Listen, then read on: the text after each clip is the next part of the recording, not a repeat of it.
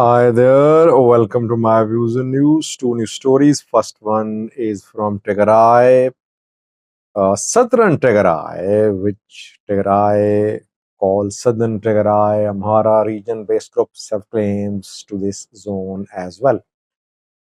Another protest in Alamata yesterday, reportedly. How big was this protest? Can we say that protests in Alamata are becoming less small in strength as well? Secondly, a Somaliland leader is in Ethiopia, reportedly.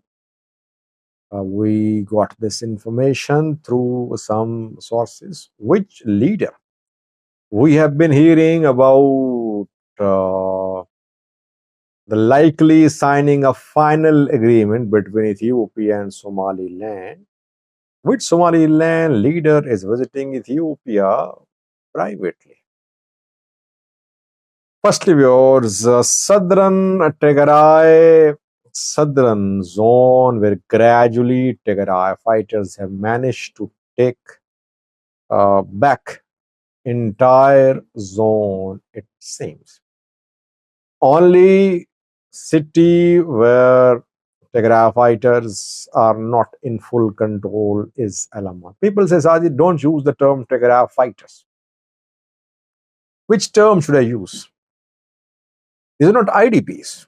Those who entered Tigray in the last few weeks, they're not IDPs. IDPs are not armed. They're armed people. You call them Tigray fighters, Tigray militia members, Tigray security forces, whatever you call them. Problem is that Tigray government is not acknowledging the presence of its security forces in southern zone. How can we say these are Tigray security forces? There was Tigray militia or Tigray fighters. That's what we can say. In Alamata, we have seen more than one protests against Tigray fighters who entered Alamata a few days ago. But they could not completely control the city. They were based at some schools. Ethiopian military tried to prevent a clash between Tigray militia members and locals of Alamata.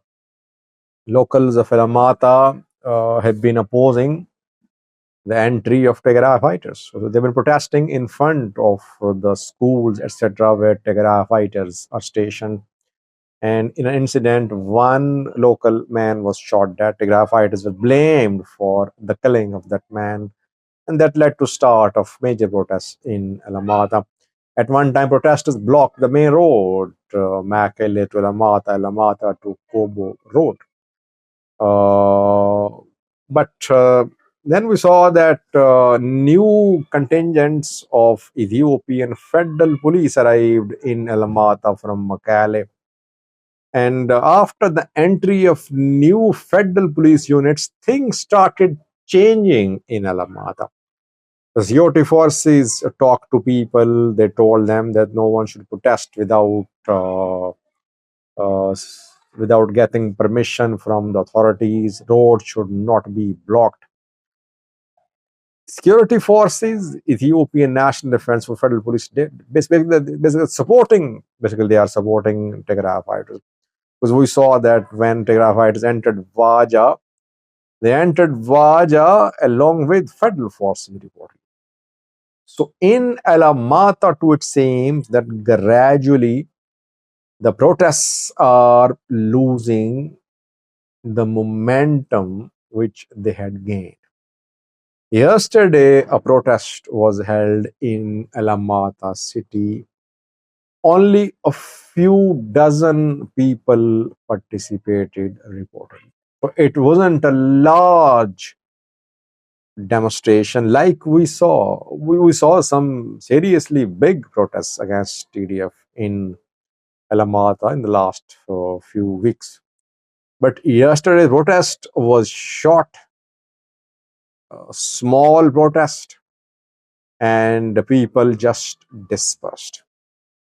It is being said that now security forces are telling the protesters that protesters should not take matters into their own hands, and that these matters should be handled by security forces. That is why roadblocks, etc., are not a solution. That's what we have heard from Alamata. But Tigray fighters so far have not been able to expand the area under their control in Alamata. They are there in Alamata, but they're still there where they were a few weeks ago, at schools, at some buildings. They could not put in place their administrative structure in Alamata. Secondly, about Somaliland Ethiopia Memorandum of Understanding signed in January is going to turn into an agreement, because we have been hearing reports, especially from Somaliland, that Musi Bayabdi, the Somaliland president, is going to visit Ethiopia. When, no one clearly knows, but people say very soon.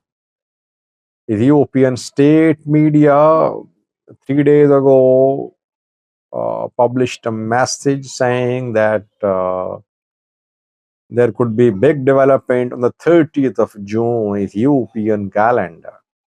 So could there be signing of agreement between Ethiopia and Somaliland, final agreement before or near on the 30th of June Ethiopian calendar? That remains to be seen. So far, the president, Musibe Abdi, has not visited Ethiopia. Uh, he only visited Ethiopia when the two signed MOU. But another key politician from Somaliland is in Addis Ababa reported.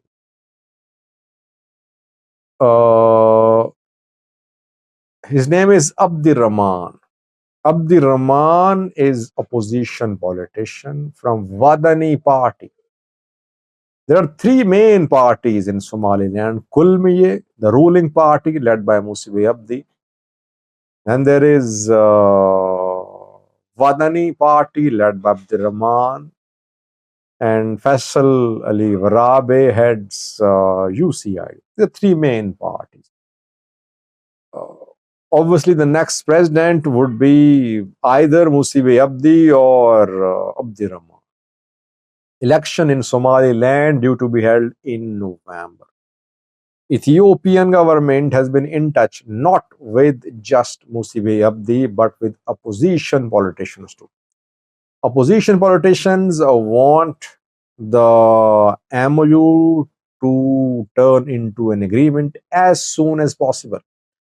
My analysis was that they might try to postpone the final signing ceremony to a date after November, because if agreement is signed before November, Musibe Abdi will be the beneficiary of this agreement, and he will use this agreement as an achievement during his electoral campaign. But Faisal Ali Warabe a few days ago spoke, and he spoke in support of the signing of the agreement as soon as possible. Now Abdirrahman has arrived in Ethiopia. We don't know why he arrived in Ethiopia. Does Ethiopia want to take him on board before signing the final agreement? Or is he in Ethiopia to tell Ethiopia should postpone the agreement to a later date? That agreement should be signed after the election. It's not clear, but reportedly, Abdirrahman is holding talks with Ethiopian authorities in Addis Ababa. We learned that yesterday. We'll try to update you if anything important comes out. So far, it has not been made public, by the way. Thank you for watching.